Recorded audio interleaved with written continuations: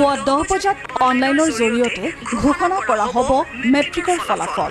মুঠ 14টা ৱেবছাইট আৰু এটা মোবাইল এপত উপলব্ধ হ'ব ফলাফল। এতিয়া ছাত্ৰ-ছাত্ৰীৰ এটাই প্ৰশ্ন যে মেট্ৰিক আৰু হাই ছেকেণ্ডাৰী পৰীক্ষাৰ ফলাফল কেতিয়া ঘোষণা কৰিব? মৰমৰ ছাত্ৰ-ছাত্ৰীসকল, মেট্ৰিক আৰু হাই ছেকেণ্ডাৰী পৰীক্ষাৰ ফলাফল কেতিয়া ঘোষণা কৰিব ইয়াক লৈ আহি পৰিছে এটা চূড়ান্ত খবৰ। ইতিমধ্যে অসমৰ শিক্ষামন্ত্ৰী ডক্টৰ ৰণোজ পেগুৱে মেট্ৰিক আৰু হাই ছেকেণ্ডাৰী পৰীক্ষাৰ ফলাফলৰ চূড়ান্ত তাৰিখ ঘোষণা কৰিছে। সবিশেষ তোমালোকে এইটো ভিডিঅ'ৰ জৰিয়তে জানিব পাৰিবা, গতিকে স্কিপ নকৰাকৈ সম্পূৰ্ণ ভিডিঅ'টো চাবা। মেট্ৰিক আৰু হাই ছেকেণ্ডাৰী পৰীক্ষাৰ ফলাফলৰ চূড়ান্ত তাৰিখ এইটো ভিডিঅ'ৰ একেবাৰে শেষত জনাই দিয়া হৈছে, গতিকে তোমালোকে সম্পূৰ্ণ ভিডিঅ'টো চাবা।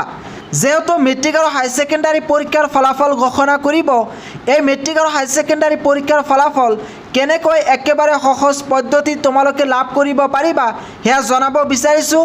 মেট্ৰিক আৰু হাই ছেকেণ্ডাৰী পৰীক্ষাৰ ফলাফল লাভ কৰিবলৈ হ'লে প্ৰথমতে এটা এপ ডাউনলোড কৰি ল'ব লাগিব।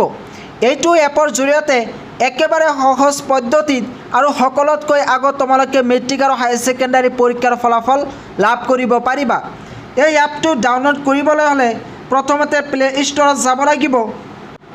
ইয়াতে ওপৰত চাৰ্চ কৰিব লাগিব আছাম বোৰ্ড ৰেজাল্ট 2023। চাৰ্চ কৰাৰ পিছত এনেকুৱা এটা ইণ্টাৰফেচ দেখিবলৈ পাব। ইয়াতে ওপৰত এটা এপ দেখিবলৈ পাইছে। এই এপটো ডাউনলোড কৰি ল'ব লাগিব। মোৰ ডাউনলোড কৰাই আছে, তোমালোকে এইটো ডাউনলোড কৰিবা। তাৰপিছত তলফালে 5টা ষ্টাৰ চিন দেখিবলৈ পাবা। ইয়াতে 5 নম্বৰ ষ্টাৰত ক্লিক কৰিবা। ক্লিক কৰাৰ পিছত এনেকুৱা এটা কমেণ্ট কৰাৰ অপশ্যন দেখিবলৈ পাবা।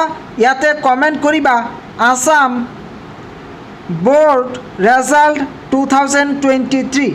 ইয়াতে এনেকৈ কমেণ্ট কৰাৰ পিছত ওপৰত পোষ্ট লিখা আছে, পোষ্টত ক্লিক কৰি এইটো ছাবমিট কৰি দিবা। তাৰপিছত ইয়াতে অ'পেনত ক্লিক কৰিবা। অ'পেনত ক্লিক কৰাৰ লগে লগে এপটো অ'পেন হৈ যাব। যদি মেট্ৰিক পৰীক্ষাৰ ফলাফল লাভ কৰিব বিচৰা তেতিয়াহ'লে ওপৰৰ লিংকত ক্লিক কৰিব লাগিব, আৰু হাই ছেকেণ্ডাৰী পৰীক্ষাৰ ফলাফল লাভ কৰিবলৈ হ'লে তলৰ লিংকত ক্লিক কৰিব লাগিব। মেট্ৰিক আৰু হাই ছেকেণ্ডাৰী পৰীক্ষাৰ ফলাফলক লৈ অসমৰ শিক্ষামন্ত্ৰী ডক্টৰ ৰণোজ পেগুৱে এটা টুইট কৰিছে। ইয়াতে লিখা আছে it is hereby announce date HS and HSLC result declared on 12 May 2023। অৰ্থাৎ মেট্ৰিক আৰু হাই ছেকেণ্ডাৰী পৰীক্ষাৰ ফলাফল 12 মে'ত ঘোষণা কৰিব বুলি ইয়াতে লিখা আছে। মৰমৰ ছাত্ৰ-ছাত্ৰীসকল, এইটো হৈছে এটা ফেক টুইট। তোমালোকে যদি ডক্টৰ ৰণোজ পেগুৰ টুইটাৰ একাউণ্টত যোৱা তেতিয়াহ'লে তাতে তোমালোকে এই টুইটটো বিচাৰি নাপাবা। ইতিমধ্যে এই টুইটটো সামাজিক মাধ্যমত ভাইৰেল হৈ পৰিছে। এতিয়ালৈকে অসমৰ মুখ্যমন্ত্ৰী নাইবা অসমৰ শিক্ষামন্ত্ৰীয়ে মেট্ৰিক আৰু হাই ছেকেণ্ডাৰী পৰীক্ষাৰ ফলাফল কেতিয়া ঘোষণা কৰিব ইয়াক লৈ কোনো ধৰণৰ টুইট কৰা নাই।